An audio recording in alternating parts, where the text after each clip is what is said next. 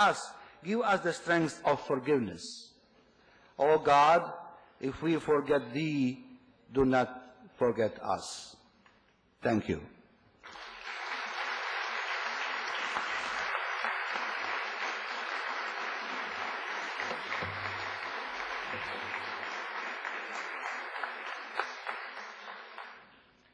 Thank you very much, Dr. Ceric.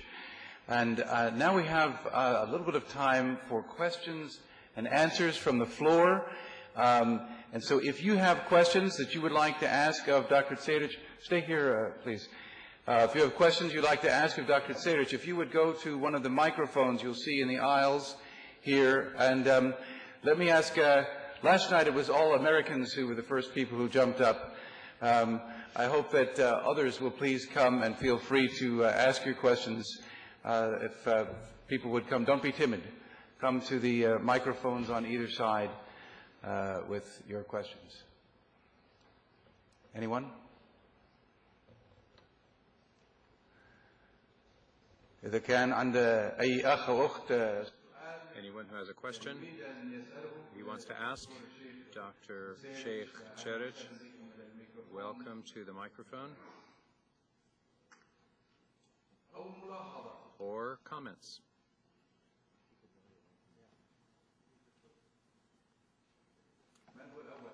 Who's the first? Who's the brave one?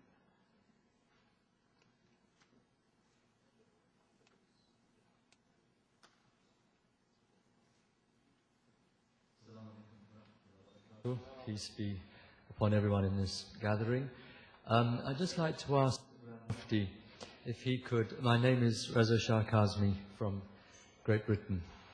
I'd just like to ask the Grand Mufti if he could elaborate upon a statement that he made that was of extreme significance and great inspiration for all of us in Great Britain when you addressed the Parliament, the Muslim Parliament, saying to us that however much the Bosnian people may have desired revenge for the atrocities perpetrated against them, you said whatever our natural feelings may have been, we could not have given vent to those feelings because of the teachings of the Holy Quran on mercy.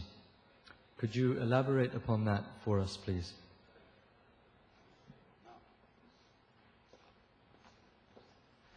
Well, thank you, Professor Kazmi, because you know the answer, but I will try to give my way of answer.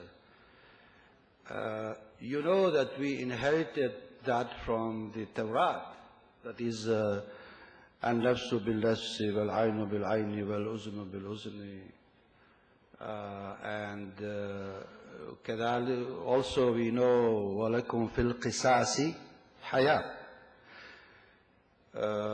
You Christians, I think they know, and Jews especially in the Torah, that human being has the right for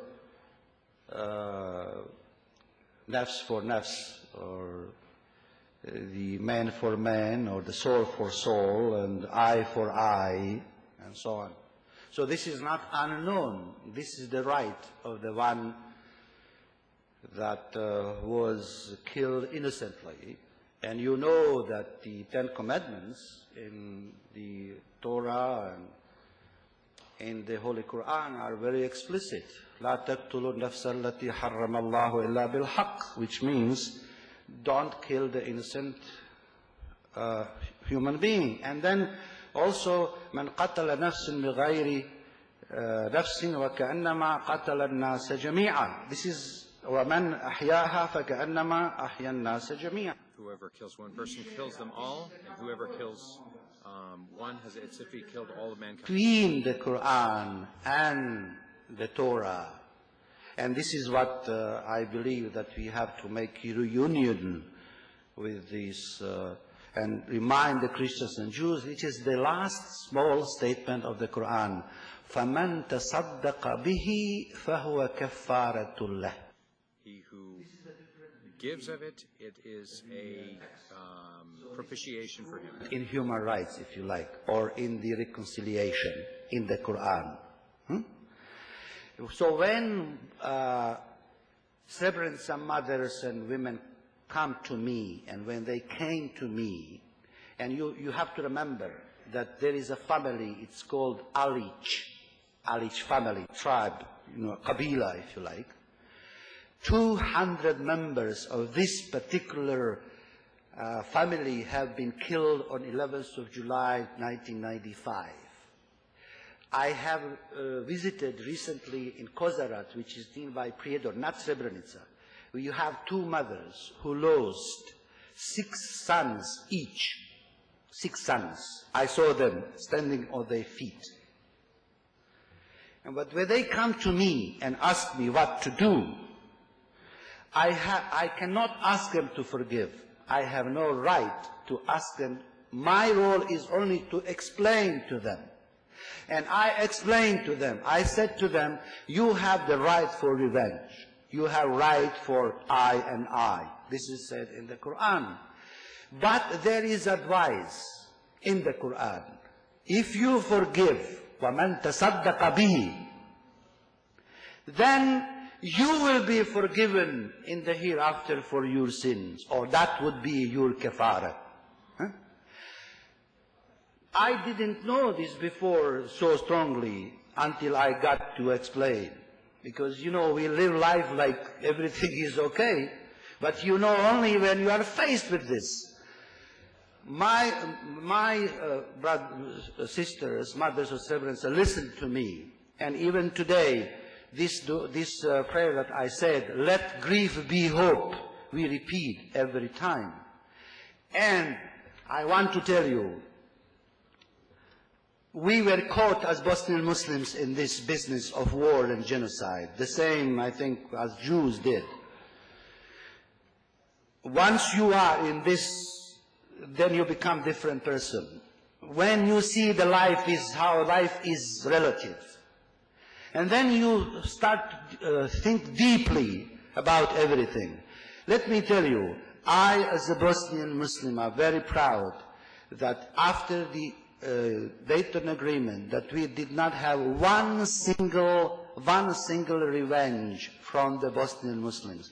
So I want the Christians and Jews, when they talk about, not you who here in this hall, but there is a reputation in the world that Muslims are very unreachable, they are unapproachable, they are revengeable, they don't look for revenge.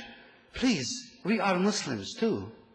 And we do this according to our Islamic tradition. We did not take any revenge against Karadzic people who have committed the crime. And I think that these women deserve our appreciation and our respect. And by the way, just as we are talking here, Karadzic is not yet in The Hague. And the reconciliation is not on us, it is on Belgrade, who are celebrating the war criminal, and gathering there in Belgrade to support him. For what? For what? This is not in the name of Christianity, this is the name of Karadzic. So please distinguish the individual guilt and collective responsibility. Yes, there are individual guilt for the genocide in Bosnia, but the whole Western world, together with the Muslim world, are responsible for genocide in Srebrenica on 11th of July, 1995, because they all said, never again. So this is why we are asking in Europe that 11th of July be proclaimed the commemorative day for the whole Europe and the West, because if we don't do this now, somebody will get genocide and Holocaust in the future in Europe. It is next is you. So please do something for yourself.